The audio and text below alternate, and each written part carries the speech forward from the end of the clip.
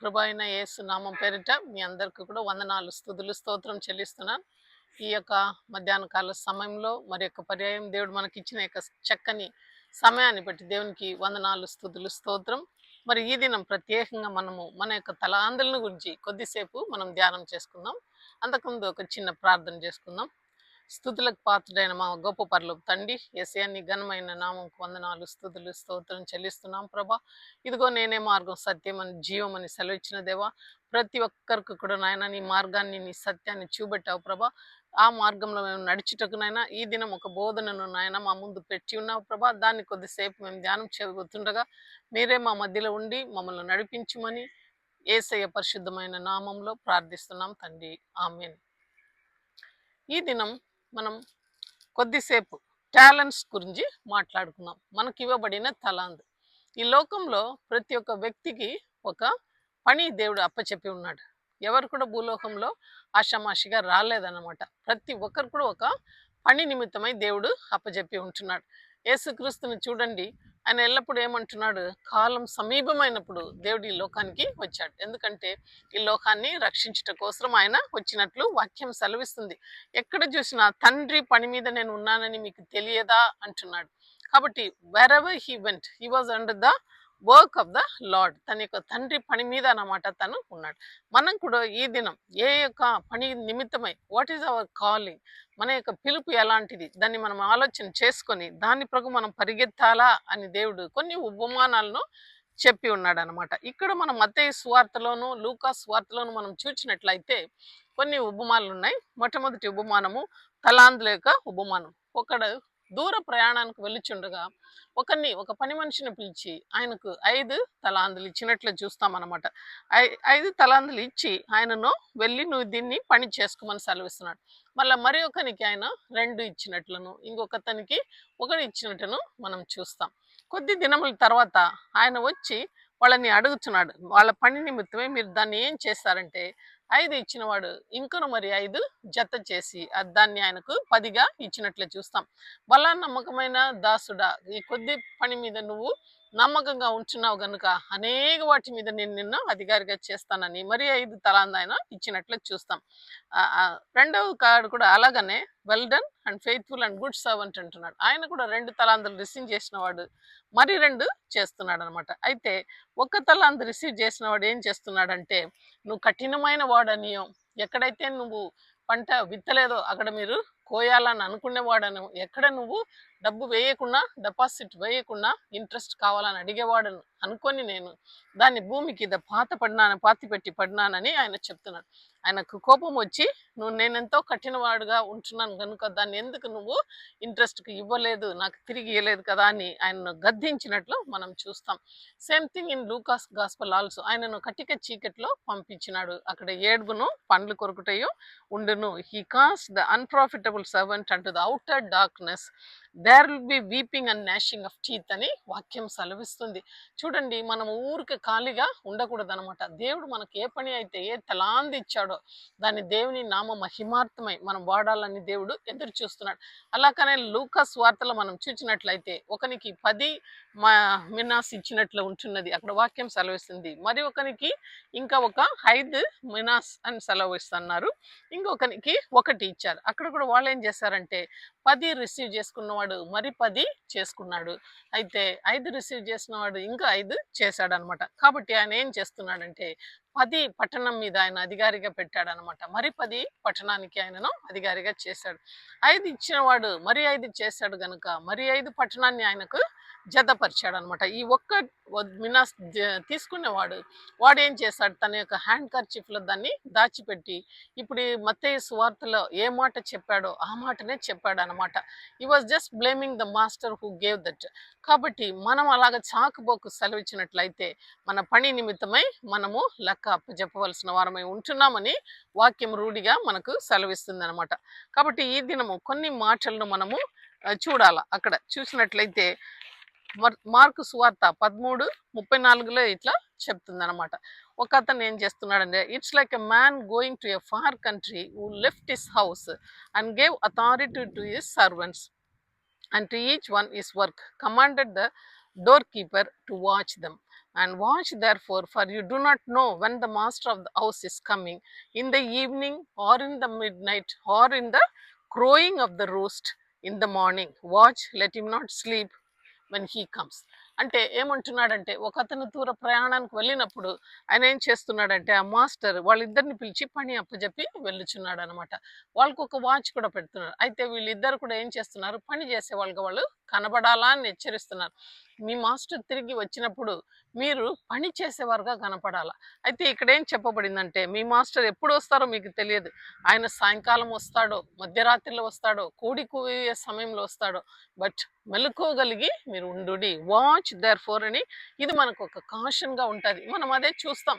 అప్పుడు అక్కడ ముమ్మారులు దేవుడు తన బిడ్డలను పేతురు యాకోబు యోహానులను తీసుకొని పోయి గెత్సెమనే తోటలో ఈ మాటే సెలవిస్తున్నాడు, మీరు అందరు కూడా నేను ఎంతో భారం కలిగి ఉన్నాను కనుక ప్రార్థన చేసి మెలకువగా ఉండుడి అని సెలవిస్తున్నాడు. అయితే వీళ్ళేం చేస్తున్నారంటే, కాసంత దూరం ఆయన వెళ్ళిన తర్వాత వీళ్ళు నిద్రపోయినట్లు మనకు కనబడుతుంది. అయితే తండ్రి తిరిగి వచ్చి చూచినప్పుడు, మీరు ఇంతగా నిద్రపోతున్నారు, ఒక గడి అయినను మీరు వెనుకనుండి ప్రార్థన చేయలేరా అని హెచ్చరిస్తున్నారు. ఆయన 3 సార్లు వెళ్ళినప్పటికీ ఆ రీతిగానే వాళ్ళు కునుకడిపాటు నిద్రపోయి యేస్వామిను అప్పగించేస్తున్నారు అనమాట. కాబట్టి మనం పని నిమిత్తమై మనం లెక్క అప్పజెప్పవలసిన వారమై ఉంటున్నాం. ఇంకా యోహాను సువార్త 9:4 మనం చూస్తే, I must work the works of him who sent me while it is day and the the night is coming when no one can work. ఇక్కడ ఏం చెప్తున్నాడంటే, పగలు 12 గంటలే ఉంటున్నది, ఎవడనూ పని చేయకూడని ఒక రాత్రికాల సమయం వస్తుంది అనమాట. కాబట్టి ఇప్పుడే మీరు పని ఉండేటప్పుడే పగల్ కాలంలోనే, డే టైంలోనే మీ పనిను చేయండి. అంటే మనం ఏ రీతిగా తీసుకొచ్చంటే, the doors are wide open now for the gospel, we need to reach the gospel.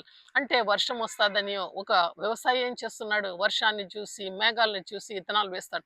అలా కాకుండా మీరు వాక్యంను విత్తండి. ఎందుకంటే మనకు సమయం తెలియదు. God was going right in the afternoon 12 o'clock మధ్యాహ్న కాలంలో సమరయ స్త్రీ కోసం, ఒక్క ఆత్మ కోసం దేవుడు నడిచి వెళ్ళినట్లు మనం చూస్తాం. ఆ ఆత్మను పట్టాలంటే దేవుడు అక్కడ పోయి ఆమెతో ఒక కాన్వర్సేషన్ డెవలప్ చేసుకొని ఆమెతో మాట్లాడినట్లు మనం చూస్తాం అనమాట. అయితే ఆ యొక్క ఆత్మ వెళ్ళి అనేక ఆత్మలను పట్టుకొని వచ్చినట్లు చూస్తాం. సో ఆల్సో ఆయన ఎంతో కష్టపడి రాత్రి అంతా కూడా పేతురు ఆ యొక్క చేపలు పట్టినప్పుడు ఒక్క చేప కూడా దొరకలే. అయితే మార్నింగ్లో ఆయన కూర్చొని ఆ యొక్క నెట్ను రిపేర్ చేసుకునేటప్పుడు ఏసే వస్తాడు. అయితే తన యొక్క పడవను ఏసేకి ఇచ్చినప్పుడు వాక్యము బోధిస్తున్నాడు అనమాట. ఆ వాక్యాన్ని పేతురు కూడా చక్కగా శ్రద్ధగా విన్నట్లు మనము చూస్తాం. అయితే విన్న తర్వాత లోతులను వల వేయమనేటప్పుడు, నీ మాట చెప్పును నేను వేస్తాను ప్రభా అని ఆయన లోబడి తన పనిను చేసినట్లు చూస్తాం. అటు తర్వాత ఏ పేతురు అయితే లోబడాడో ఆయన మీద దేవుడు తన సంఘాన్ని కట్టినట్లు వాక్యము సెలవిస్తుంది. ఎన్నో కష్టాలు వచ్చినప్పటికీ కూడా పేతురు వెనక్కి తిరగలేదనమాట. ఒక రాయిగా ఆయన కోసం నిలబడినట్లు మనం చూస్తాం. కాబట్టి పగల్ 12 గంటలే ఉంటున్నాయి. ఆ పగల్ కాలంలో మీరు ఈ పగటి వేళలో దేవుని యొక్క సువార్తను బోధించుడి అని హెచ్చరిస్తున్నారు. Nobody is objecting. సౌత్ ఇండియాలో అయితే మనకు ఎంతో విస్తారమైన పంట ఉంటున్నది. మనకెవరు అబ్జెక్షన్ చెప్పడం లేదు. ఇక్కడ ఎవరైనా మనం జతపరుచుకొని వాళ్ళతో దేవుని చిన్న మాటలు చెప్తేప్పుడు అందరు కూడా వింటున్నారు. అలాంటి ఒక పరిస్థితి ఉంది. The doors are still open. అయితే ఓసియా గ్రంథంలో ఒక దినమొకటి రాబోతున్నది. ఆమోస్ గ్రంథంలో కూడా సెలవిస్తున్నారు, ఒక కరుగాలం రాబోతున్నది. ఎవడు కూడా అప్పుడు బైబిల్ చేతిలో దొరకదు. వాక్యం మీరు వెతికినప్పటికీ మీకు దొరకదు. ఎందుకంటే అది అన్నపానం వలన వచ్చే కరువు కాదు, కానీ వాక్యం లేని ఒక కరువు సమయం రాబోతున్నదని మనకు హెచ్చరిస్తున్నారు. ఈ దినం ఎక్కడ చూస్తే ఒక ఇంట్లో 10 బైబిల్ ఉంటున్నది. డిఫరెంట్ వర్షన్స్ ఉంటాయి. New James version, king James version, ఇంకా ఏం కావాలనో రకరకాల కమెంట్రీస్ అన్నీ available. We need to go in depth. దాంట్లో పోయి చవి చూచి దాంట్లో నుంచి లోతైన సత్యాలను దేవుడు మనతో మాట్లాడినప్పుడు వాటిని మనం తీసుకొని అనేక మందికి మనము పంచిపెట్టాలి. ఇది ఒక గని లాంటిది. As you are digging, God speaks to you the new year truth. ఆయన ఎవరైతే ఆయన దగ్గర నిలబడి ఆ వాక్యాన్ని రిసీవ్ చేసుకుంటున్నామో ఆయన నూతన కార్యాలను మనతో మాట్లాడుతున్నాడు అనమాట. చూసారా మీరు, ఏ మూవీలో చూస్తే కూడా యేసయ్య ఫాస్ట్గా నడుస్తాడు. అయితే ఆయన ఎక్కడ కూడా ఆగి తమాషలు చూసుకొని అలా కనపడడం లేదు. ఆ 3.5 సంవత్సరం తనకు దొరికిన సమయం అంతా పగలంతా కూడా ఆయన ఆ పనిను చేసినట్లు ఉంది. ఎవరికైతే స్వస్థపరిచే కార్యాలు ఉంటాయి అందరినీ కూర్చొని గుడ్డి వాళ్ళనేమి, కుంటి వాళ్ళనేమి అందరినీ స్వస్థపరిచాడు. సాయంత్రకాల సమయంలో ఒంటరిగా వెళ్ళి తండ్రికి ఆయన ప్రార్థన చేసుకున్నాడు. అలాగనే పందెన కడలే లేచి కూడా తండ్రి దగ్గర మొర్రబెట్టినట్లు మనం చూస్తాం. అదే శిష్యులు కూడా ఆయన నేర్పించినట్లు చూస్తాం. ఇంకా లూకా 2:49లో మనం చూస్తే దేవుడు ఒక చక్కని మాట అంటున్నాడు. వాళ్ళ తల్లిదండ్రులు 3 రోజు యెరూషలేము దేవాలయంలో ఆయనను తీసుకుపోయినప్పుడు అక్కడి నుంచి తిరిగి వస్తున్నారు. అయితే ఆ పస్కా పండుగ నుంచి తిరిగి వచ్చినప్పుడు యేసయ్య దేవాలయంలో ఉంటున్నాడు. వాళ్ళకి తెలియకుండా ఆయన వచ్చేసాడనమాట 12 సంవత్సరం వయసులో. అయితే అక్కడ వచ్చి పెద్దోళ్ళతో ఆయన చర్చిస్తూ బోధిస్తూ ఉంటున్నాడు. అప్పుడు వాళ్ళు వచ్చి అడుగుతున్నారు తల్లిదండ్రులు, "నువ్వు మాకు చెప్పకుండా ఎక్కడ వచ్చినావు? మాకు చెప్పాలి కదా, తెలియలేదు కదా" అని వాళ్ళు అడిగేటప్పుడు ఆయన ఒక మంచి మాట అంటున్నాడు. He said to them, "Why is it that you sought me? Did you not know that I must be about my father's business?" నా యొక్క తండ్రి పని నిమిత్తమై నేను ఉండాలని నువ్వు ఎరుగవా అంటున్నాడు. చూడండి, ఒకవేళ యోసేపుకి అది తెలియదో ఏమో కానీ మరియమ్మకు చక్కగా తెలుసు. ఎందుకంటే మరియమ్మ మీద పరిశుద్ధాత్మ నిలిచింది. పరిశుద్ధాత్మ నిలిచిన తర్వాత ఆమె గర్భం ధరించి యేసేకు జన్మం ఇచ్చింది. కాబట్టి నా తండ్రి ఎవరు ఆమెకు బాగా తెలుసు. పరిశుద్ధాత్మ బిడ్డ ఈ బిడ్డ పరలోకపు సంతతి, ఇది వాగ్దాన పుత్రుడు, చక్కగా ఆమెకు తెలుసు. కాబట్టి నా తండ్రి పని మీద నేను ఉండాలని మీకు తెలియదా అని అడుగుతున్నాడు. కాబట్టి మనం ఎవరు ఈ లోకంలో? వీఆర్ సోజన్నస్, దేవుని యొక్క బిడ్డలం. ఎందుకంటే ఆయన ఆత్మ పొందిన బిడ్డలం కనుక, మనము ఆయన బిడ్డలం కనుక మనం కూడా ఆయన పని మీదనే ఉండాల. సమయమైనను అసమయమైనను వాక్యాన్ని జాగ్రత్తగా మనం బోధించమని 2 తిమోతి 4:2 సెలవిస్తుంది. Whenever the time permits, meditate a small word. What is Jesus speaking to us? మనతో ఏమి మాట్లాడుతున్నాడు? ఆ మాట ఇంకొక మనిషిలో హృదయాన్ని ప్రేరేపిస్తుంది, సంతోషం పుట్టిస్తుంది, వాళ్ళలో సమాధానం ఇస్తుంది. కాబట్టి ఈ దినము ఈ వాక్యం ఇచ్చిన బిడ్డలు మీరందరూ కూడా మనకు కలిగిన తలాందును ఆ ఒక్కడు ఎలాగ భూమిలో దాచిపెట్టాడో ఆ రీతిగా మనం దాచిపెట్టకుండా ఆ వాక్యాన్ని ప్రతినిత్యము విత్తాలన్నమాట. Someone will be pleased with that, someone will be benefited with that. అది ఎవరైనా ఒక్క ఆత్మను కూడా రక్షింపగలిగితే అది ఎంతో గొప్ప సంగతి. కాబట్టి పౌలు వాక్యం విత్తేటప్పుడు లూదియా అనే ఒక అమ్మాయి ఉండింది. అక్కడ ఆమె ఉదారంగా ఆ యొక్క పొడులను అమ్ముకుండే ఆమె. అయితే ఆమెలో మారు మనసుకు తగిలిన రక్షణ ఉండింది. కాబట్టి వాక్యం స్వీకరించింది. మరి తన ఇల్లంతా కూడా దేవుని యొక్క ఆలయంగా ఆమె ఇచ్చినట్లు చూస్తాం. సువార్త సేవకు తన ఇల్లును ఇచ్చినట్లు చూస్తాం. అనేక మంది అలాగా పట్టబడారనమాట. కాబట్టి మనం దాచుకుంటే ఎవరు కూడా వాక్యాన్ని వినలేరు. అందుకే రోమ పత్రికల మాట తెలుస్తుంది. ఎవడైనా పంపకపడితే వాక్యం ఎలాగ చెప్పగలుగుతారు? వాక్యం వినకపోతే ఎవడు విశ్వాసం పెట్టగలుగుతారు? కాబట్టి ఒకరిలో విశ్వాసం రావాలంటే someone has to go and preach the word of God. మనం చెప్పాలి. మనకు సమయం దొరికేటప్పుడు అలా చెప్పాలని దేవుని వాక్యం రూఢిగా సెలవిస్తుంది. 1 పేతురు 2:21 ఏం చెప్తున్నారంటే, you have to follow Jesus as he has suffered, you need to follow his steps అన్నాను. అయితే దేవుడు ఎలాగ కష్టపడి దేవుని యొక్క రాజ్యాన్ని బోధించాడో ఈ యొక్క దొరికిన 3.5 సంవత్సరంలో ఈ was doing the will of God. అందరినీ ప్లీజ్ చేస్తూ దేవుని రాజ్యం మీదనే గురిగా ఉన్నాడు అనమాట. తండ్రి, మీరు నన్ను పంపినారని ఈ ప్రజలు ఎరుగులాగన ఈ అద్భుత కార్యాలను చేయడి అని లాజరు సమాధి దగ్గర అడుగుతాడు. 5 రొట్టెల 2 చేపలు తీసుకున్నప్పుడు కూడా, తండ్రి మీరు నన్ను పంపించినారు కనుక అయా నాయన ఇక్కడ నిలిచి ఉన్న ప్రజలు తెలుసుకోవాలి నేను లాగానే నేను ఈ ప్రార్థన చేస్తానంటున్నాడు. మనం కూడా we have to exhibit our Lord. ఆయనను మనం చూపెట్టాలి. అనేక మందికి చూపెట్టాలంటే నీలో వాక్యం నిండుగా ఉండాలి. When you are filled with the word of God, you can speak the same word God to the people who are thirsty and those who are really hungry. అలాంటి వాళ్ళకు, మనం ఆకలితో ఉండే వాళ్ళకు, దప్పితో ఉండే వాళ్ళకి ఈ వాక్యాన్ని మనం పంచాలని దేవుడు మనల్ని అభిషేకించి పంపుతున్నాడు అనమాట. You cannot afford to stay quiet. ప్రతి నిత్యం కూడా వాక్యం చెప్పుమని హెచ్చరిస్తారు. ఒకసారి అయితే మూడి గారు తన యొక్క లాడ్జ్లో ఆయన ఉండేటప్పుడు రాత్రికాల సమయంలో పడకకు ముందు ఒక పిల్లోడు వచ్చి, అయా మీకు పాలు ఇచ్చి నేను వెళ్తున్నాను అంటే, అప్పుడు పరిశుద్ధాత్మ ఆయన హెచ్చరించాడు, ఈ బిడ్డకు నువ్వు దేవుని యొక్క సువార్తను బోధించు అని సెలవిస్తున్నాడు. అయితే ఆయన ఏమంటున్నాడు, నేను ఇప్పుడు టయర్డ్గా ఉన్నాను ప్రభా, మార్నింగ్ చెప్తానని అంటున్నాడు. అయితే ఆ బిడ్డ వెళ్ళిపోయాడు అనమాట కింద డౌన్ ఫ్లోర్కి.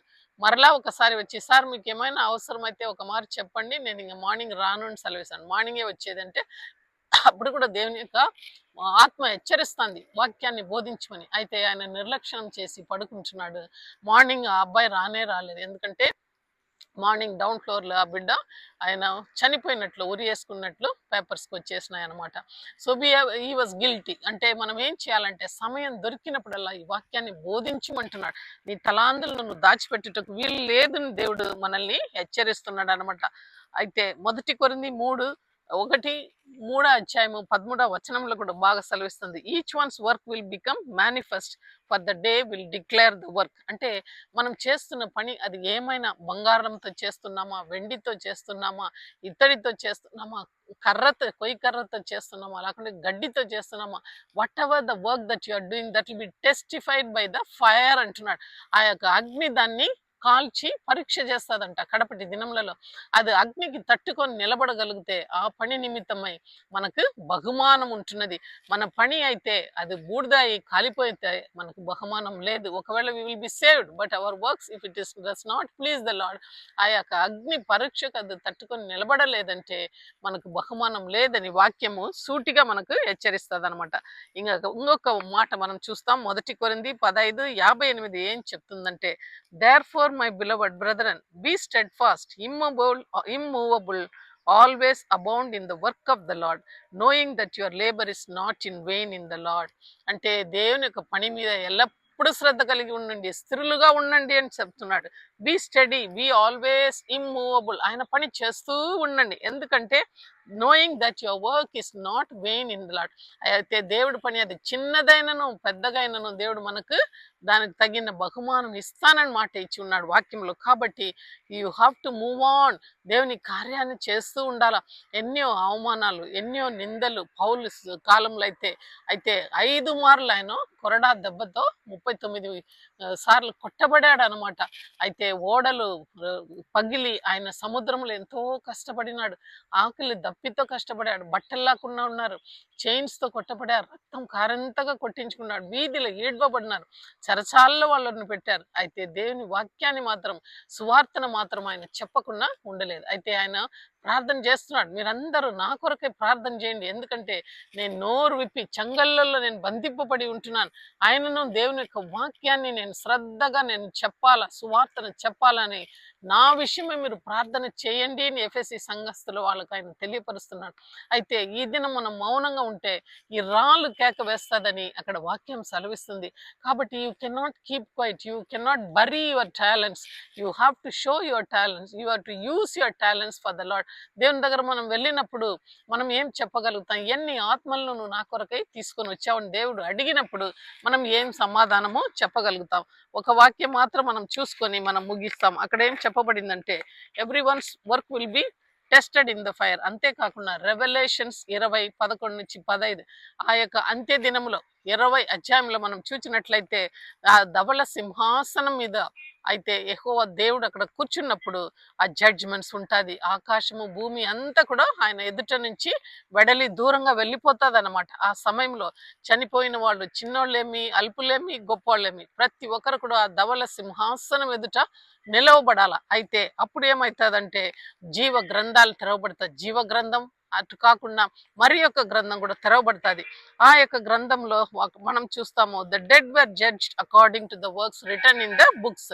ఆ యొక్క ఇంకొక గ్రంథంలో మనం ఏమేం క్రియలు చేసి ఉన్నామో అవన్నీ రాయబడతాయి. కాబట్టి చనిపోయిన వాళ్ళు ప్రతి ఒక్కరు కూడా వాళ్ళ క్రియలను బట్టి ఆ గ్రంథంలో రాయబడిన దాన్ని బట్టి తీర్పు పొందుతారనమాట. సముద్రం తన దగ్గర చనిపోయిన వాళ్ళందరినీ కూడా అప్పచెప్తాదని వాక్యం సెలవిస్తుంది. The sea will give up all dead in the sea. అలాగనే the Hades and the death, అయితే ఆ బతాళం కూడా, ఆ యొక్క మరణం కూడా తన దగ్గర ఎవరెవరైతే మరణించినారో వాళ్ళనంతా కూడా అప్పచెప్పినట్లు వాక్యం సెలవిస్తుంది.